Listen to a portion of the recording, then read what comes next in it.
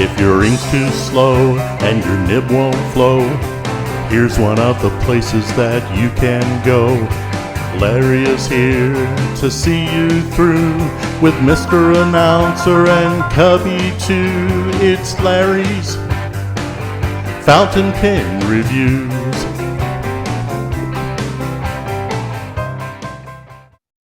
Hello, everybody. Doc and the wife on the house. Hello. Good morning. Happy New Year! Happy New Year, baby. How are you? Yeah. Better take care of that doctor there. Get his butt back to work. I'm still alive. I'm still alive. Yeah. Thank Lord, I'm still alive. I might die before him. Yeah, when I go see him, he hides from me. Yeah. The way Okay. he's treated me like I'm his maid, his butler. I can Anyway, believe that. I can nice believe talking that. to you, and Happy New Year again. Thank you, son. Lots of love to you, babe. All right, folks. Welcome, everybody. And today our special guest is Paul, and he's got an interesting story to tell you. He's going to tell you about the whole journey. I think he's going to cover from A to Z. So, are y'all ready? Yeah, It's all yours. Take it away, sir. Okay. Hi, everybody. I'm Paul Bennett. I am, I'll just introduce myself real quick and then we can get into things. I am the marketing and actually I do a ton of stuff at Karis Kustoms or Karis Pen Co. I'm in charge of all of our marketing. I'm also in charge of our wholesale accounts, inventory management, product planning. I wear a whole bunch of hats here just because we are a relatively small company still. There's only 13 of us here that work in the shop, and about 60% of those actually are either machinists or technicians that run the machines. Yeah. So we have a relatively light crew that work here, so we all kind of share a lot of the duties that so we don't just do one job, that's for sure, especially this time of year. So I'll give you some background on the company, and then you know, everybody wants me to talk about some of the pens and stuff like that, and I can do that. And you know, I don't know how you guys do things here, but normally there's like a little Q&A and stuff. So just to start off, the company is owned by Bill Karis. That's where we get the Karis Kustoms, Karis Pen Co. Bill is 47 or 48. He started machining right out of high school when he was 17 years old, because he was a big VW and car fan. So he couldn't find, well, he could find items to modify his car, but they were often far too expensive for a 17-year-old, even a 17-year-old with a job. And so at one point in time, a person that he was trying to buy something from said, why don't you just go ahead and machine it yourself? And so he was like, well, if I can machine it, then I can do a lot of this stuff for a lot cheaper. Plus it could be a career. And so he went to the local community college, took some classes in machining, and then went to a trade school for a little while. Found out that he really enjoyed machining. And then that basically started his journey. And he's worked in mainly automotive machining through his early career. He was in charge of 106. He was the shop foreman for a huge shop in North Phoenix, where he was in charge of 165 machinists. They made a lot of parts for the TV show Orange County Choppers, and did a lot of motorcycle manufacturing, machining, custom parts. We still do. About 20% of our work is actually contract work to motorcycle companies that Bill has kept over the years. But after he left that job, he decided to branch out on his own in 2008. Literally right as the market crashed in 2008, he opened up Karis Kustoms in November of that year and basically decided to hang up his shingle. He brought one account with him that he still has, and basically that account got him to go through to get through the hard times that there were in 2008, 2009. And then in late 2009, he hired Dan Bishop, who was a who worked here for quite some time. He's he had a degree in industrial design, and basically between Bill and Dan, their kind of styles kind of matched up, and that crafted our design language, for lack of a better term. They partnered on many of the products that we made before we made pens. We manufactured iPhone cases and little desktop speakers that basically just amplified the sound of your iPhone speaker. Made iPad accessories for quite some time, and then desktop toys, so to speak. We did some tops and some little like little cars, basically machined out of aluminum. And then in what would have been 2010, 2011, Dan was very much involved in kind of watching what was going on online in terms of how things were being manufactured and being sold. And he was, and it was in the early days of Kickstarter, and we had put up some Kickstarters before for the iPhone cases, and they didn't really go anywhere. But there was a pen that was launched on Kickstarter, the Pen Type A, which was just a ballpoint pen, and it was literally just a raw bar of, I think, brass or copper.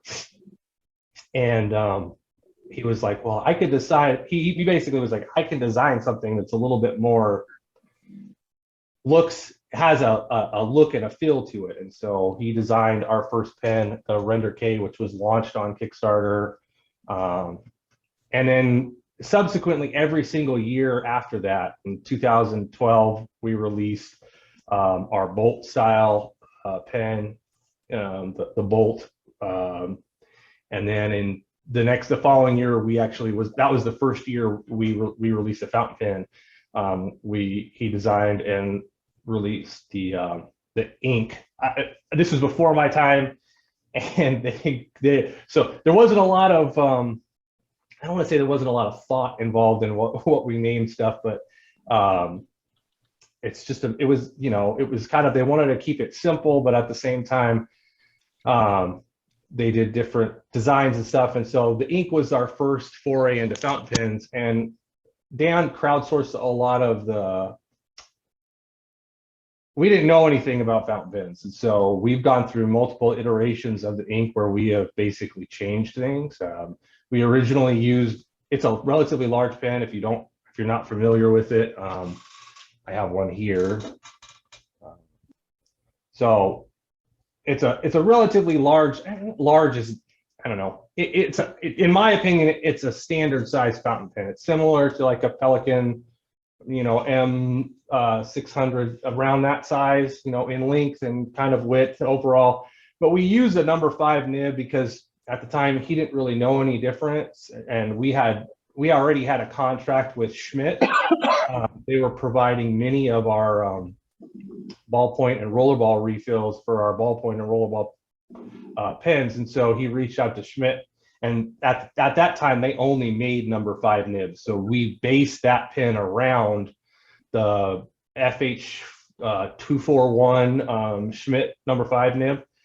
And in following years, in 2016, so like 2.5-3 years later, we actually we've moved from Schmidt nibs to Bach nibs, and basically adapted that pen to a number 6 nib, and then and basically from that point, I remember we designed and released some desktop accessories. That's basically when I came on board. We had released our first what we call the Cube. It's kind of a collaboration between ourselves and Dudek Modern Goods. Mike Dudek owns Dudek Modern Goods, which he makes wood pen holders, the Cube, a bunch of different ones.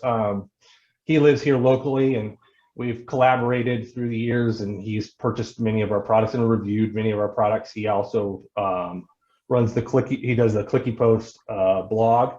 And so we did a collaboration where we basically adapted one of his pen holders into a metal pen holder, and we released that.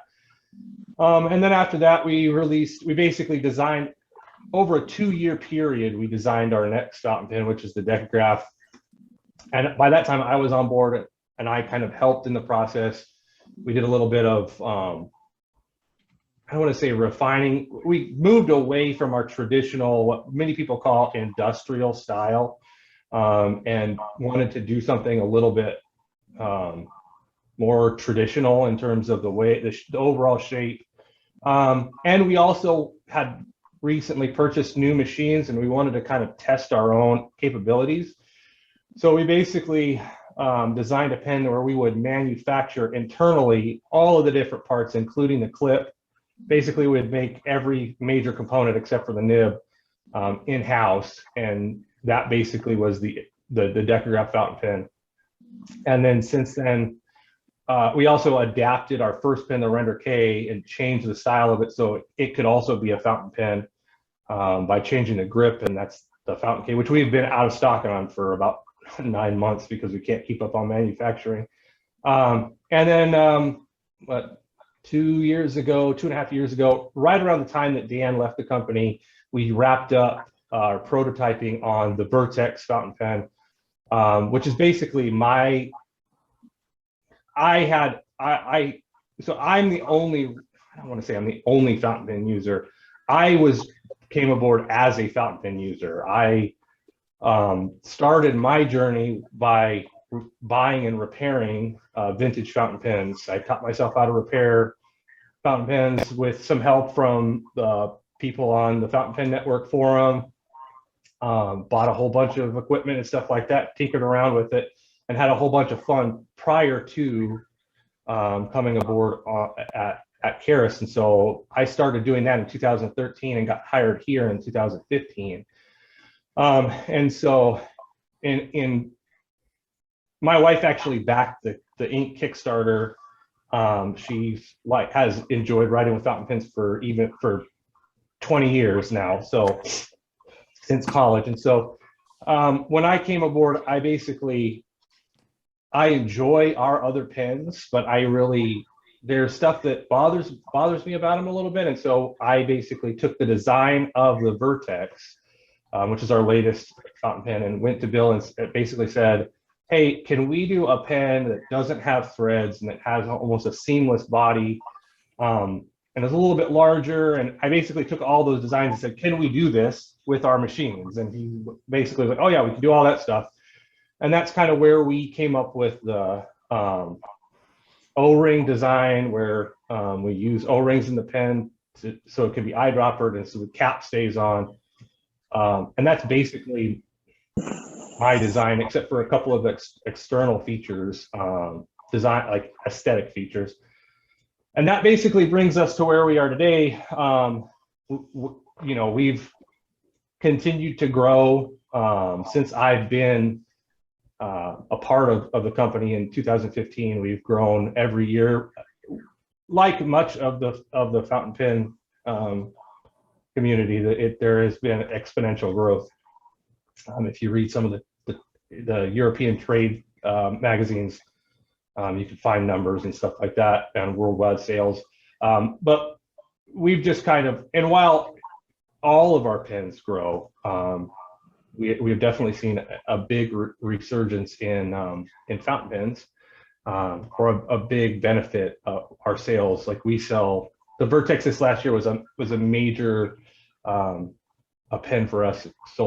Moved a lot of units for what we consider. I mean, for a company that's not very big, we still do production manufacturing. And so now we're at the point where this year is kind of planning for the future, and even though there's a lot of upheaval, but we're looking at designing some new pens, and we're constantly try to make sure that the products that we continue to carry are as basically as user-friendly, and we will refine and adapt our pens and our products until we think that they are the best iteration that we can manufacture. A lot of people have asked us why we've changed things over time, because all of our pens have gone through different versions. And most of that is that users like yourselves basically said, hey, this is an issue that we're having with your pens. And it's something that we've noticed in every single one that we've purchased. And so we tried, that's why we last year or 2 years ago, we adapted, we further changed the ink with where we put an O-ring inside the cap in order to keep the cap from coming unscrewed in your pocket, because anodized threads are really easy to open and close. They just are. And so and I experienced it before I was hired here. I used to carry an ink in it was a pen that I wrote with at work. I was a manager at Target, a floor manager at Target. I used to write with the ink fountain pen, and it would constantly come unscrewed in my pocket, and I'd have a huge ink stain on my pocket at work. And so it's something that we identified, and so we decided to implement an O-ring fixture and change a little bit of the architecture of the pin so that it would stay capped when it was in your pocket. And so we've done that with almost every single one of our pins, where we've made small engineering changes. Most of them don't change the external look, or even if they do change it, it's very minimal so that it looks like our products. And but they're always to improve the design, because I don't know, we could make more, we could just instead make more stuff, but it's, you know, our designs have come to a point where people recognize our pens by looking at them, which is, we don't brand any of our products. So we let the design speak for itself. And that's kind of where we are today. You know, last month I sat down with Bill and we kind of laid out our future for 2022 and have some potential designs that we're going to prototype this year, as well as bringing on more machines so that we can increase our production and get back in stock on some stuff. So, you know, that's kind of, you know, that's us in a nutshell. We're just a bunch of guys and ladies. We have 3 or 4 different women that work here in different capacities. Some of them work in the shop, some of them work up front. We're incredibly diverse. We have multiple different people from different backgrounds, some immigrants that work here that are here from Somalia and that are in the process of getting citizenship. And we just, and basically we source everything kind of internally. We have ideas. Guys in the shop have an idea for a product and they're like, hey, do you think we could make this? And if we prototype it, and if we think we can, we do it. So it's kind of like a big family now. And so Paul, let me stop you for a minute. How many people you have working in the back versus how many people you have working in the front? Okay. So we have 2 machinists that are basically, and when I say machinists, there's a difference between a machinist and an operator. Machinists can program like CAD and program our machines. So we have 2 machinists that know how to program all of our machines. And then we have 3 other operators that basically operate the machines. And then we have a technician who works in the back, Zoe, who basically polishes all of our acrylic and resin fountain pens, and she does a lot of, we're making our own Alumilite for our own pens now, and she does all of that. So she works in the shop. So there's 6 people. Then we have a part-time employee that's in trade school. He's in a machinist trade school here. He's 17, and he also works in the back. So there's about 6 when he's here, 7 people that work in the shop. And then I work in the front of the office with our designer and our photographer. We have a customer service / assembly technician, and then our shipping technician. So there's 1, 2, 3, 4, 5 of us who work in the front, and that's besides Bill. Bill basically pays the bills, and I mean, he still is very active in the shop. He will be in the shop programming. and be in the shop helping fix issues and work on machines and do stuff. But he's trying to take a step back a little bit from that and try to let our shop, we have a shop foreman, and he's trying to let our shop foreman basically handle all that stuff. So there's about 13 of us that work here. And like I said, there's about 7 of them that work in the shop, and 5 of us that work up front right now. Do you have any kind of a training path for your machinists? For your operators to become machinists? Absolutely, 100%. Josh, our shop foreman, came aboard as an operator, and Bill trained him to be the shop foreman. So he's an internal, basically. Bill mentored him to the point where he can now program all of our machines. And then, but he and Bill will work with any of the machinists that or any of the operators, and basically train them on different setups and different programming. And so they're constantly kind of working through that process to get any of those that want to move into that and want to learn more to that point. I have a question about your nibs. Yeah.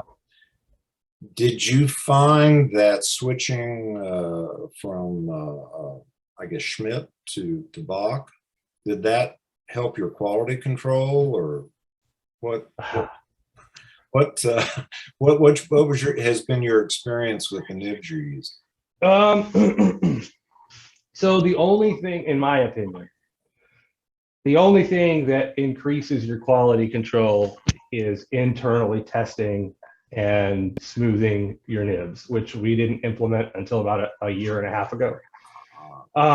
Because that was my next question. Because production nib manufacturer, where they're making nibs in bulk for a ton of different people, like Schmidt and Bach and Jovo do, is they're not testing all their nibs. Definitely not by hand, even if they're testing them on a machine just to make sure that they meet a minimum tolerance. You know, they're definitely not testing them with any kind of ink or liquid. They're just maybe just, you know, doing a tap test with a basically test on a computer that meets a specification. And so as we have grown and needed more nibs, we've moved from buying, you know, 100 of every tip size to we buy 1,000 minimum tip size of everything that we order now in steel, and then several hundred of the titanium at a time of every tip size. We basically it became too expensive for us to just basically, if you had an issue with the nib, to just send you a replacement, which we did for a long time. We basically, if you had a problem with the nib, we would just automatically send you a replacement and a return label. But because the volume of our fountain pens was growing, and then we were getting a lot of feedback that the nibs were problematic, we basically decided to test with a converter filled in ink. We would test every nib, and even then we don't catch everything. But that's just the way that fountain pens are with nibs. Is your writing angle and writing style may be dramatically different than what I'm writing with, and if the nib is not complete, you know this, if the nib is not completely smooth on all writing surfaces, if you have a high writing angle at 90 degrees and I write at 45, you can experience a completely different thing. And so I don't think that there is particularly any difference in quality between Jovo and Bach and Schmidt. When you buy at the volume that we buy at, you're going to experience a lot of nibs that need to be fixed out of the box. And that can either be us fixing them before you get them, or we can send them to you and then you're going to run into that issue. And we have just decided over time that we're going to absorb that and basically train multiple people. So we have 5 different people now. Everybody that works in the front of the office understands how to test nibs and smooth them, so that we eliminate as much of that issue as possible. Well, good for you. So Paul, go over the size nibs that you carry and the metal, titanium, gold, whatever. So for our numbers, for the pens that we use a number 6 nib, which would be the ink, the Decograph, and the Vertex. Those all use a number 6 nib. We carry polished steel nibs in extra fine, fine, medium, broad, double broad, and 1.1 millimeter stub. We also have number 6 nibs in titanium, which those are available in extra fine, fine, medium, and broad only. Bach does not make those in anything out of any stubs or anything like that. And then we've recently brought back in 2 sizes of 14 karat gold. We were out of stock for quite some time, but we sell fine and broad, and we're actually out of fine, and we sold out of all of the fine 14 karat gold nibs. And we've carried other nibs for.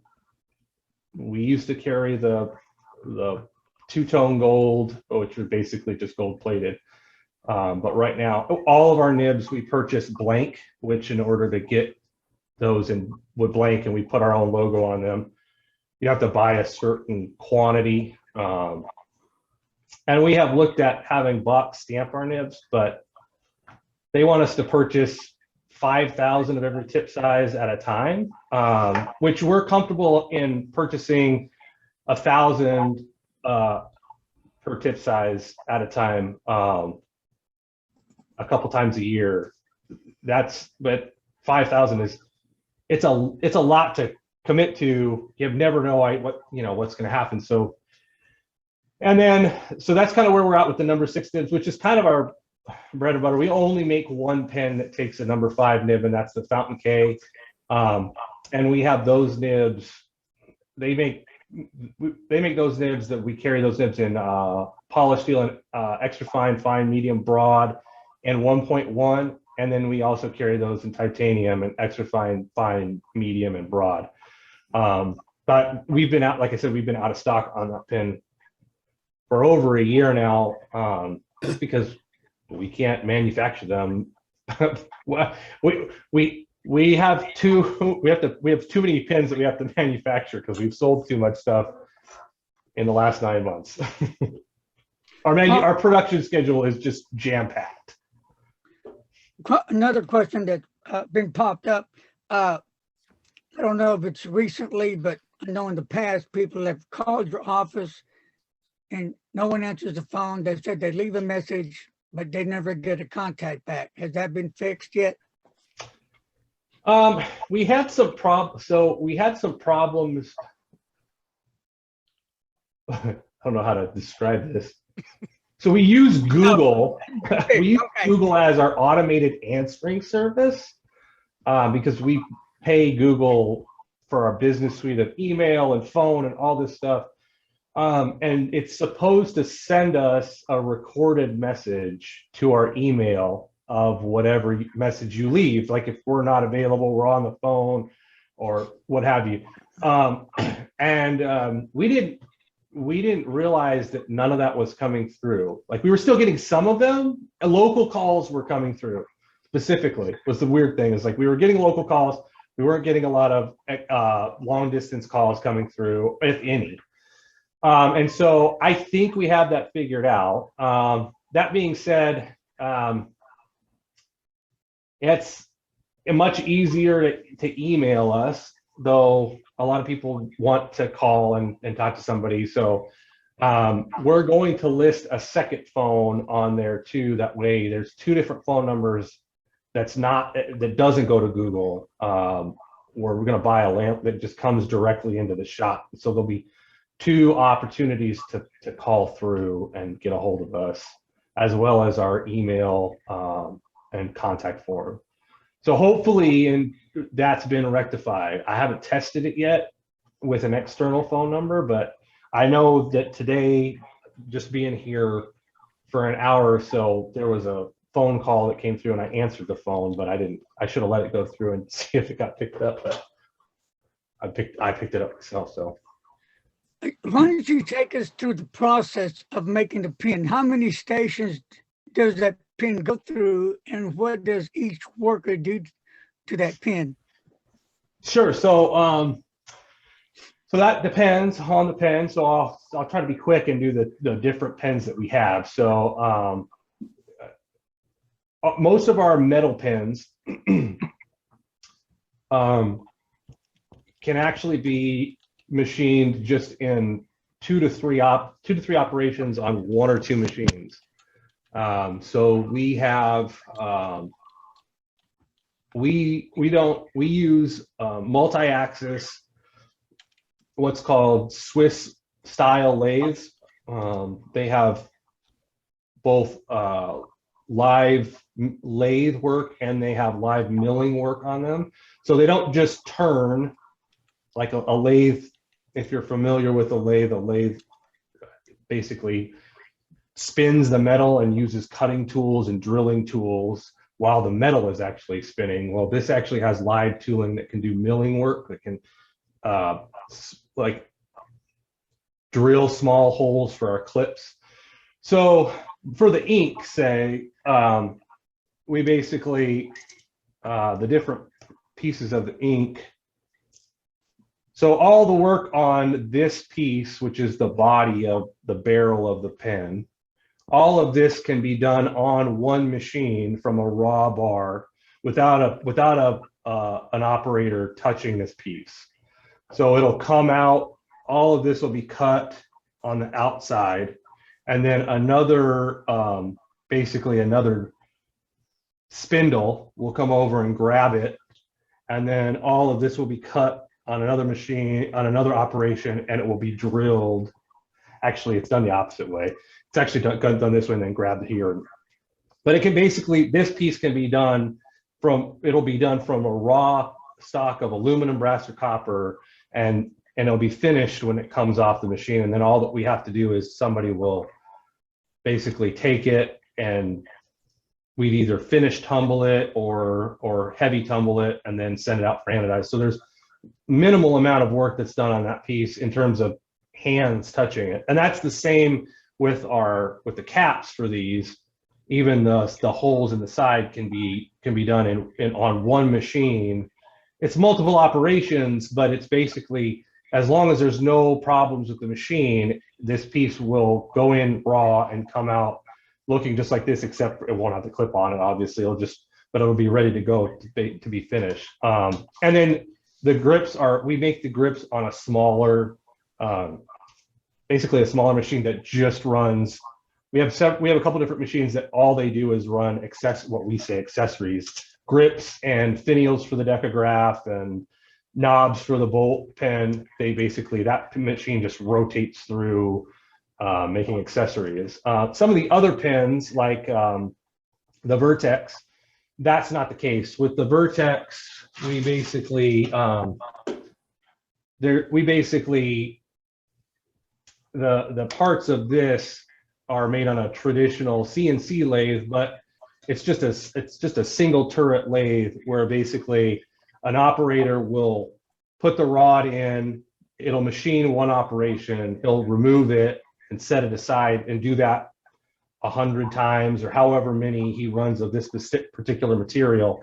And then they'll move those parts to a second lathe where it'll do the other operations from the other side, the drilling, and then that will be given to Zoe and she'll basically polish the parts.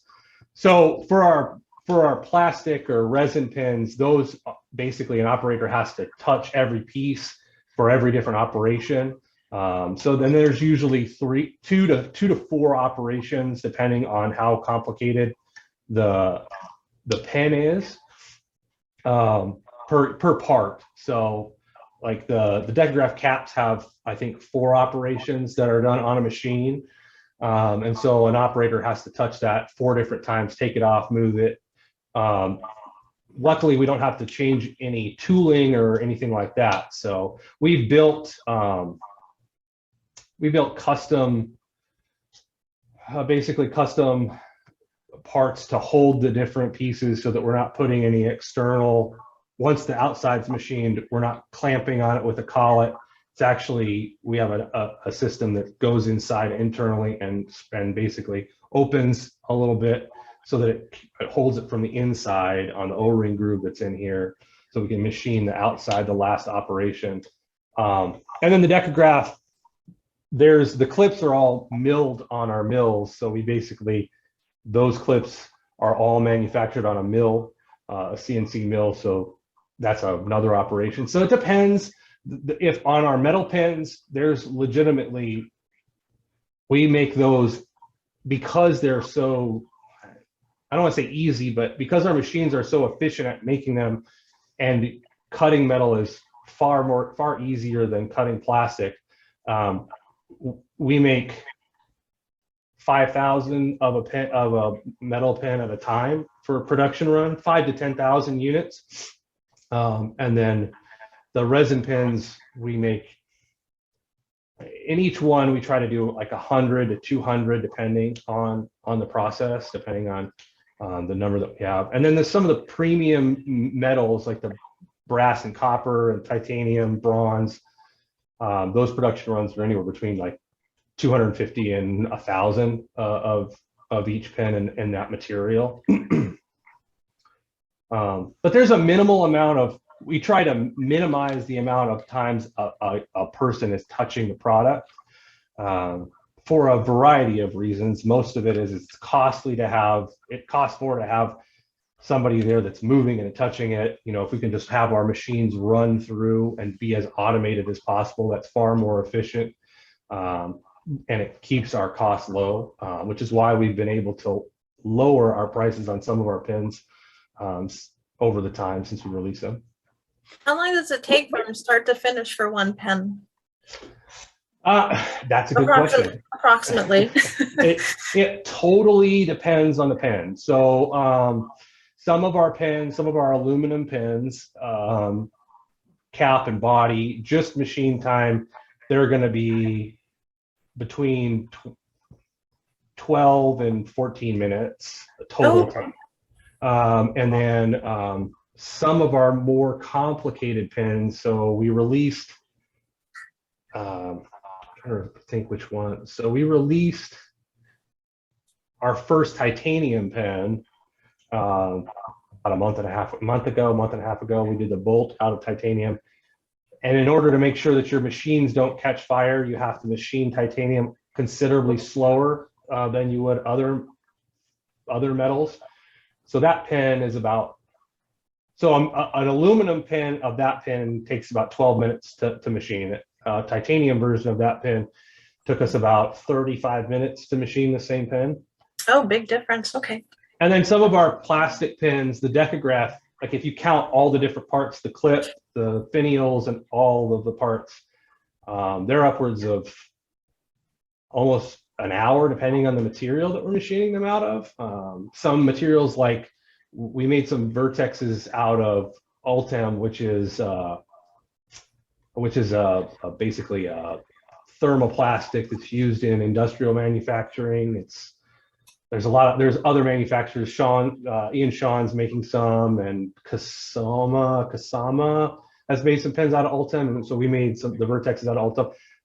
That material you have to machine slower, and it's very picky about how you cut it. So that took about 35 to 45 minutes to machine all the parts of those. So it just depends on the material and the type of pen. And honestly, like what we've found out now that we've manufactured not a lot, but a decent amount of different types of plastics, every plastic, even if it's the same acrylic or what have you, which is a word that captures a lot of different plastics, basically. Everyone's different. They're all going to machine differently. And so we have to adjust the feed rate and the speed of the machine. And often we have to adjust the tooling that's there in order to cut them better and give us a better product. Because the goal for us is to have a piece that comes off the machine that needs as little handwork as possible. So adjusting often the feeds and speeds and the tools that you have on the machine can eliminate a lot of that end polishing and sanding that you have to do. Okay, thank you. So what do you recommend to clean your pens out with? Anything special or just the usual soap and water? So this is my personal opinion. I have always erred on the side of soap and water as the starting point of cleaning anything. Now,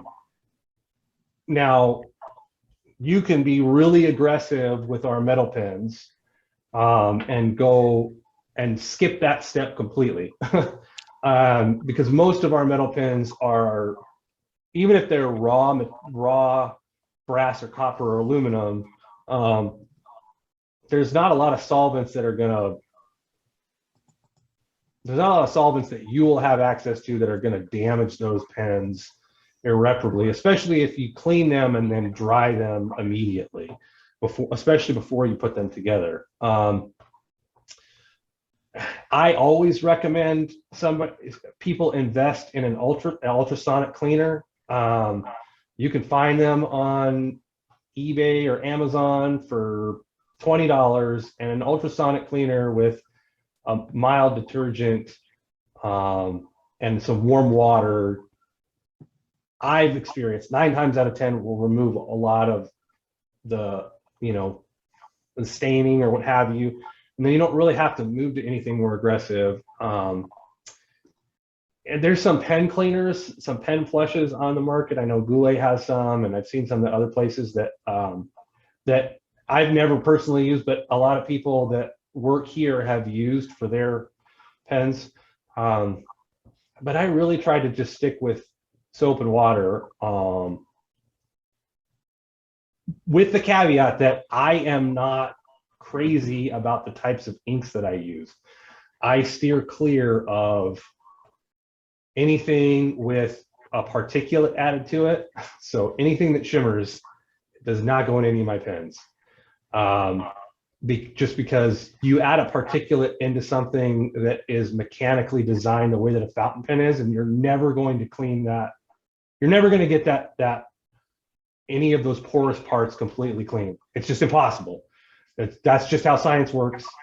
In order to clean that part all the way and get all the glitter out of that part, you'll have to remove part of the plastic, because it will, science just tells us that they're going to be together in a way that you're not going to be able to remove it completely.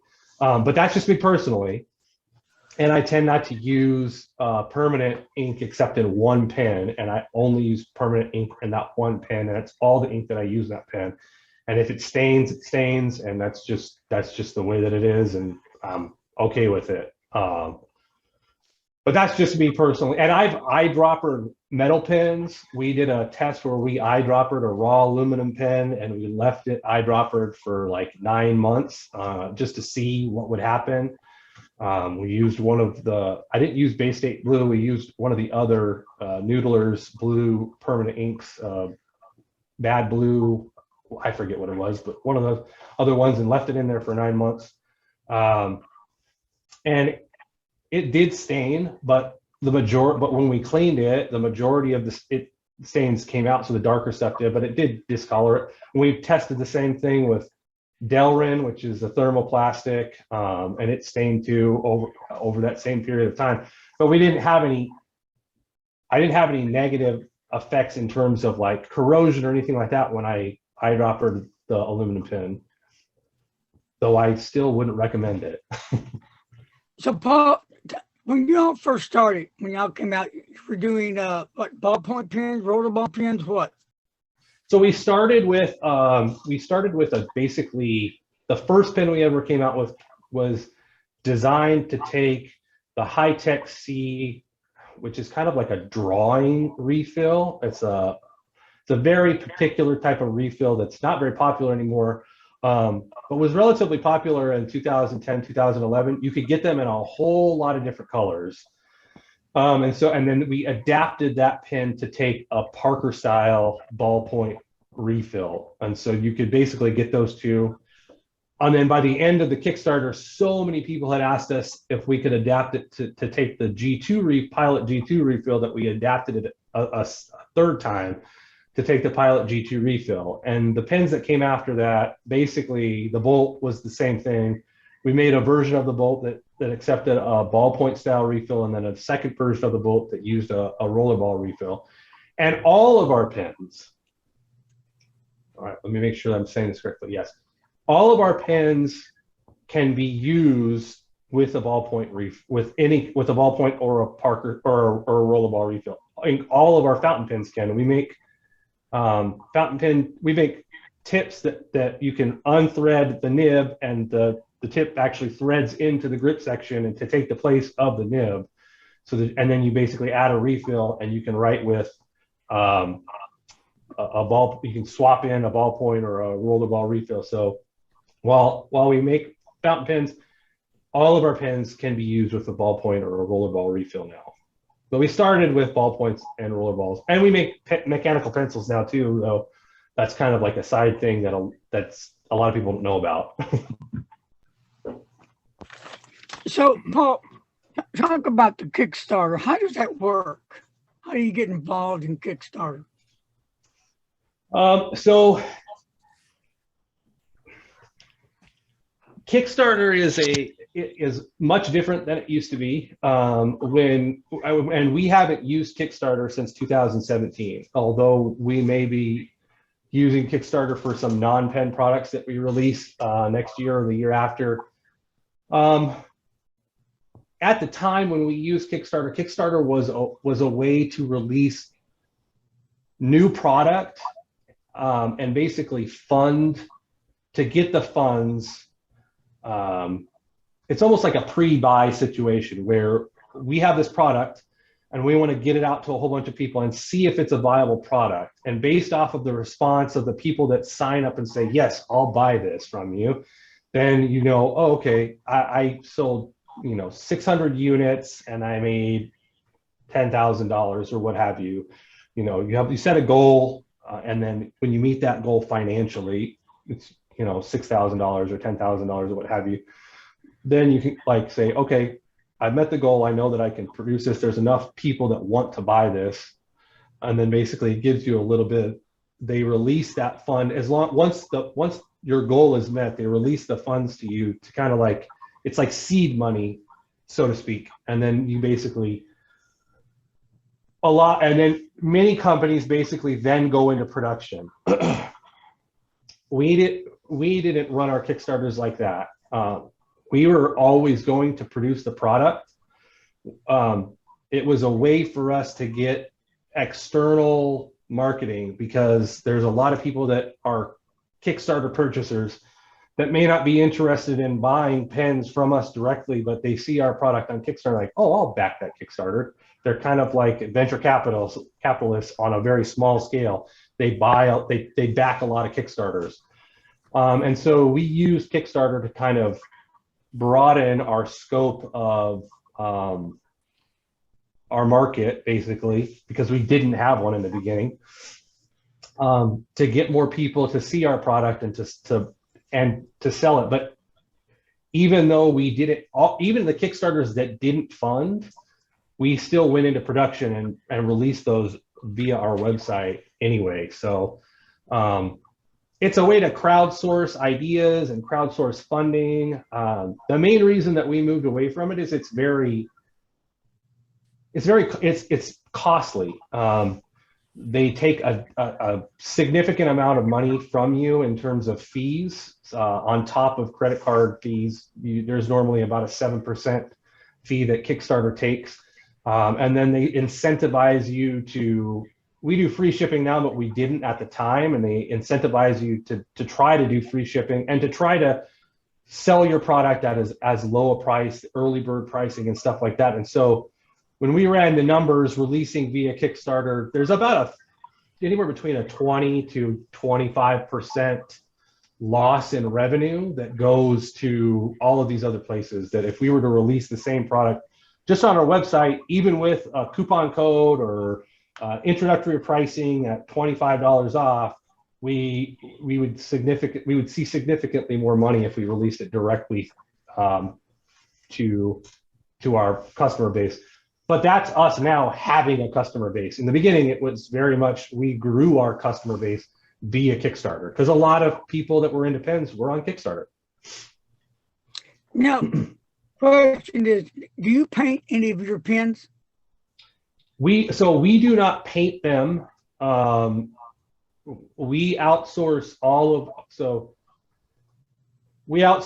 our anodizing to multiple different companies, that some local and some in other states. We've used anodizers in Utah and Oregon and California, but we also have an anodizer here locally that does some work for us.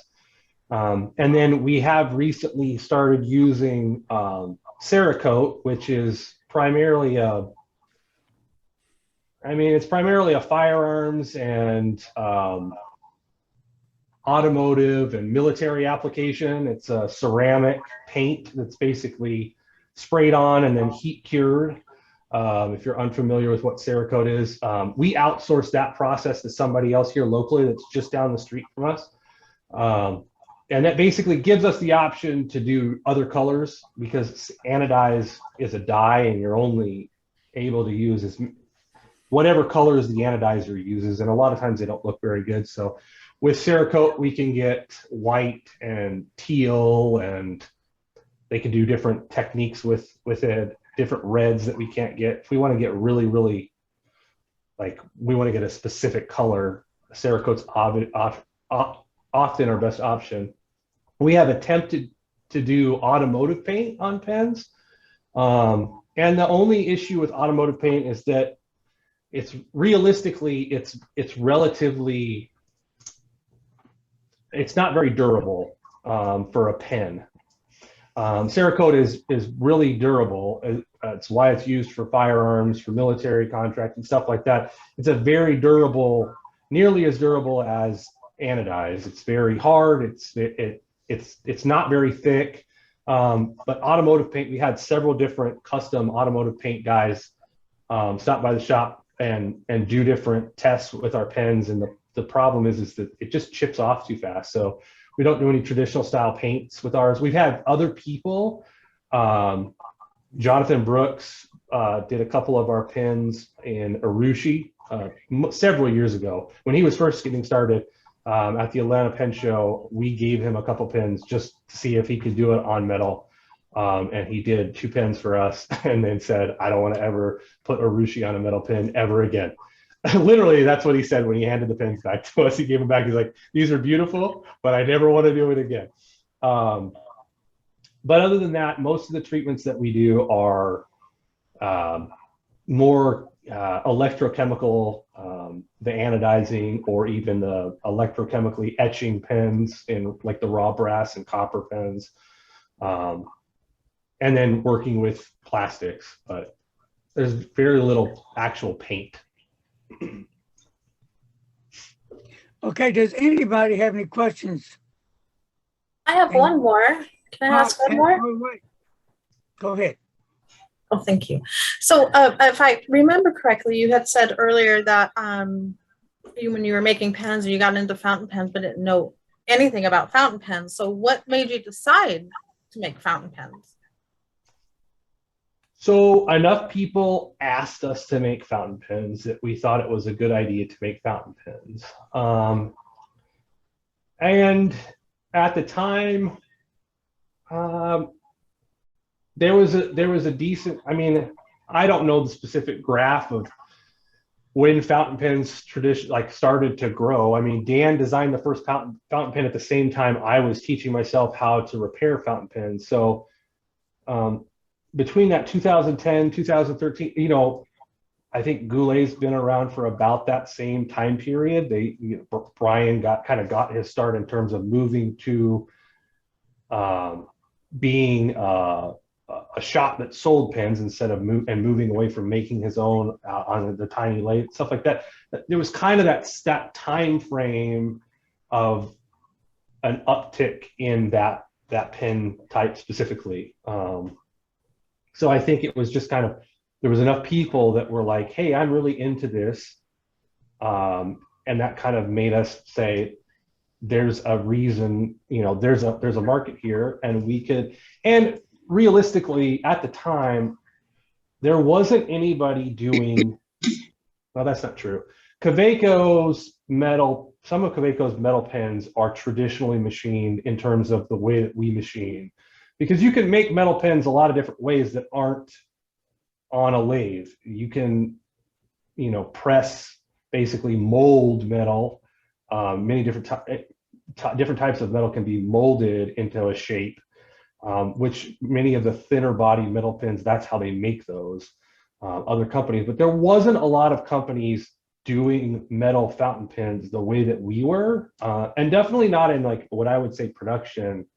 Like we productionized it, but even though it's still small in terms of, you know, Pelican or Pilot and how many pens they make, it's still what we consider production. You know, we make 5,000-10,000 of each pen. Mm. So we just felt like, hey, you know, there's enough people that are asking us to do this, we might as well go ahead and do it. Oh, okay, thanks. So how many pens do you put out per week, you say, that you make? In terms of manufacture or sell? Manufacture. Oh, manufacture? It really depends. So our aluminum pens, a 6-week manufacturing run on an aluminum pen. So as long as nothing goes wrong, in 6 weeks we can have between 5,000 and 10,000 pens. So yes, our machines will run. So the machines that run aluminum, brass, and copper can run 24/7 without an operator, as long as there are rods of raw bar stock in the bar feeder, which they're 16-foot bars, and we can load like 30 in there at a time. It will just continue to, as long as there's not a fault on the machine, it will continue to run 24/7, 365. Here's another one for you. So that, what was the question? So these run continuously. Nobody has to be there watching machines. They just keep doing what they do. End of story, right? Mm-hmm. So now, is there any pens that you're going to be taking off the shelf now? Like discontinuing? Yeah. We try not to discontinue products, mostly because the R&D process and our prototyping process absorbs a lot of cost. And so for us to move through the entire research and development and prototyping, we've dedicated, in terms of work and financially, enough money that if we move into production, it's financially detrimental for us to then discontinue product. So no, we don't have any plans to discontinue any product. We have plans currently there's one line of pen that we released that I haven't even talked about because we haven't had it for quite some time, that we're actually going to make major engineering changes to those pens. Our reactor line of pens that we basically designed as like a entry-level product. It was considerably cheaper. There was the ballpoint and fountain pen versions. We've just had multiple problems with the product in terms of a bunch of it was scrapped because we got metal sent to, we purchased metal that was defective, but you couldn't tell it was defective until you machined it. And the mill that made the metal basically told everybody that bought metal from them, and many people that bought metal from them were major multi-billion-dollar companies. The mill basically told them, hey, sorry, too bad, we're not going to give you your money back. And so we had 12,000 pens that were basically unsellable.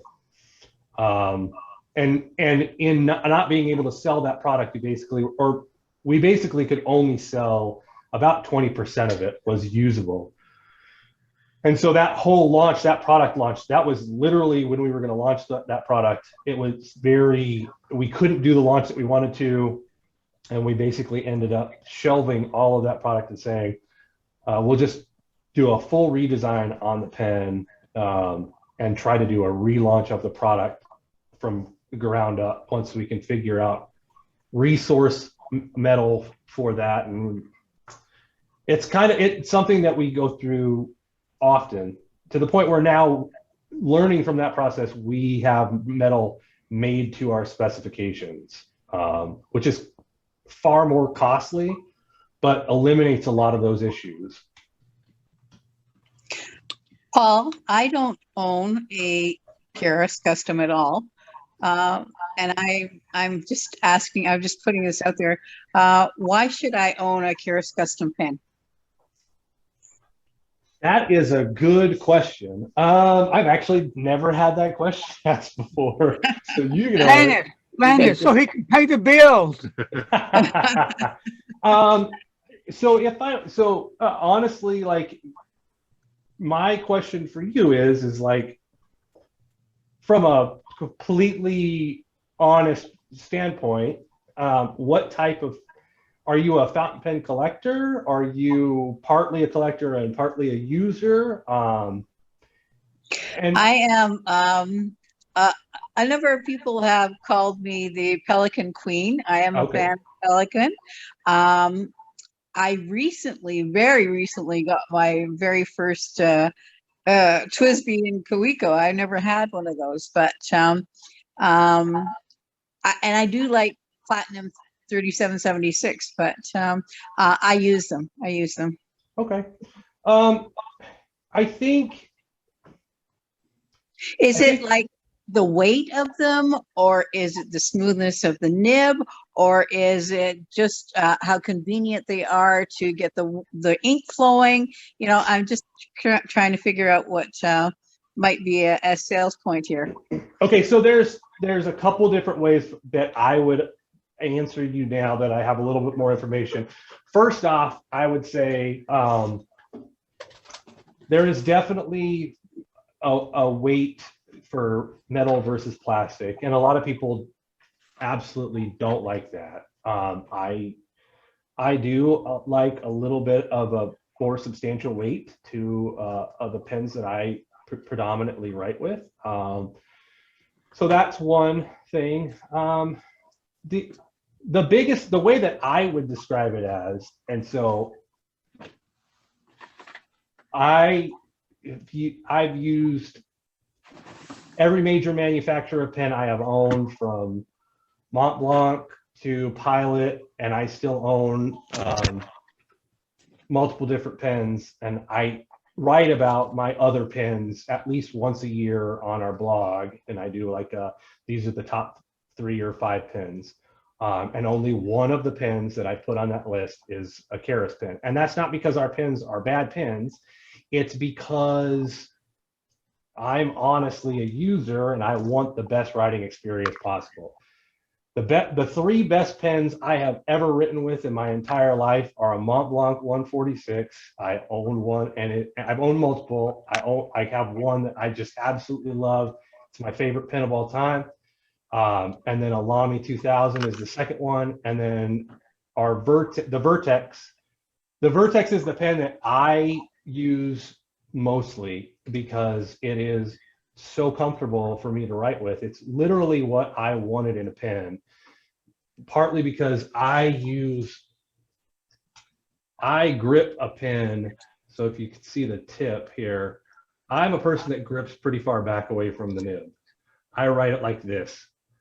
And frequently that means that I'm writing on the threads of any pen that has threads, or I'm writing behind the threads, and it's just uncomfortable to me. And so the Vertex was a pen that I designed around the specifications for my hand, and it's the most comfortable pen for me, and it's the pen that a lot of other people have told me they find most comfortable to write with. So that's one thing. Like if you like lighter pens and like something that you can literally, you can from here, it doesn't matter where you grip this pen, it's gonna be comfortable for your grip. It's nearly seamless. So people that are like, I don't want something heavy, I'll usually have them write with this and basically be like, here's the way that you write. You can write no matter what your grip is, what your preference is. Otherwise, I think we've changed a lot of the ink too, where we flattened we basically flattened the threads so that they don't actually do any like they're not sharp at all. They have flat tops on them, but they work really well. And then just the style of the ink is something that for me is really nice, but also the only thing that's lacking in the Vertex is the weight, in my opinion, which is why I'm excited for us to make this out of some metal, aluminum, and some other metals this year. But I do enjoy a heavier fountain pen. I enjoy the weight. And honestly, here's the last selling point. If you don't like the pen, we have a 30-day, no questions asked return policy. Send it back to us and say, hey, you know what? It's just not for me. And honestly, like we get that frequently, and that's fine, because I've gotten rid of, I have owned probably 15 different Platinums, and I just, for whatever reason, I just don't like them.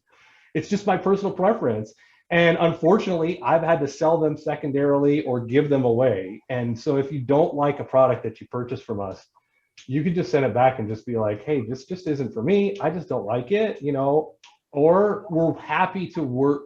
The biggest thing is we're really happy to work through problems or things that people are not understanding, or they're just not having the right writing experience with our product on the phone or via email or however you want to do it.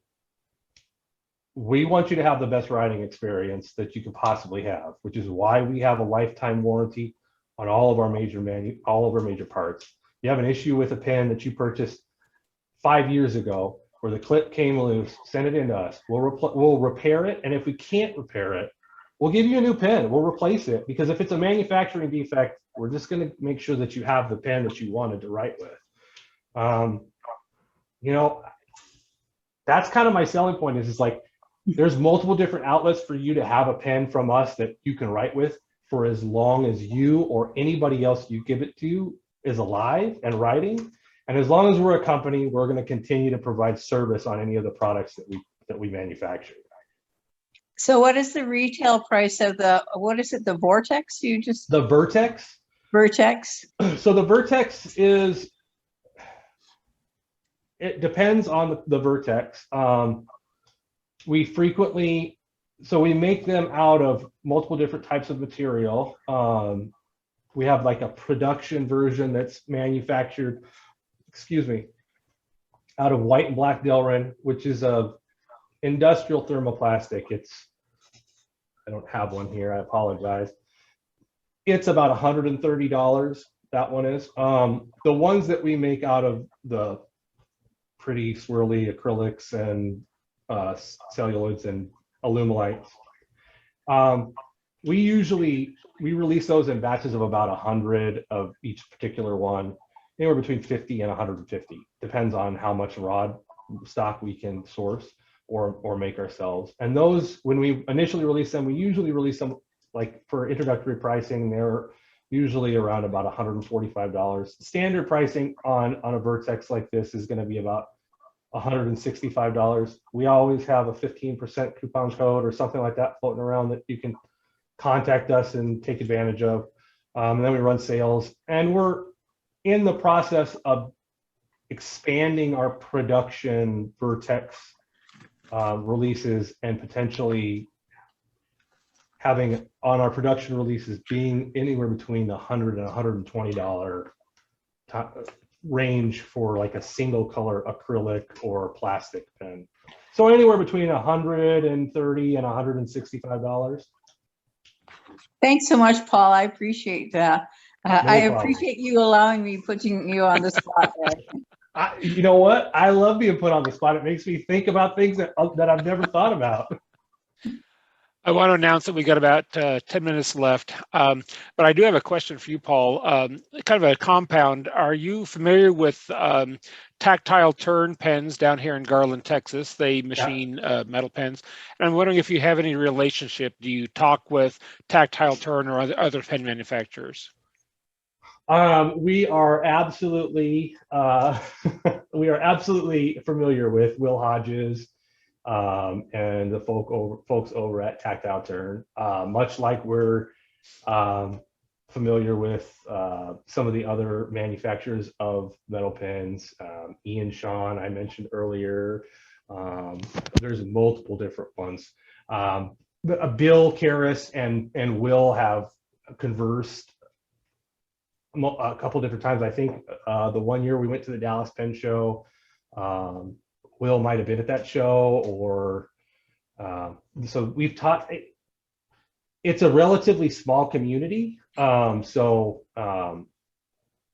there's another local. It's skipping my mind here. There's a company here locally that also makes tactile pens, and he actually, the owner of that company, actually did a crowdsource of a documentary on metal pen manufacturing. He came here and interviewed Bill for about an hour.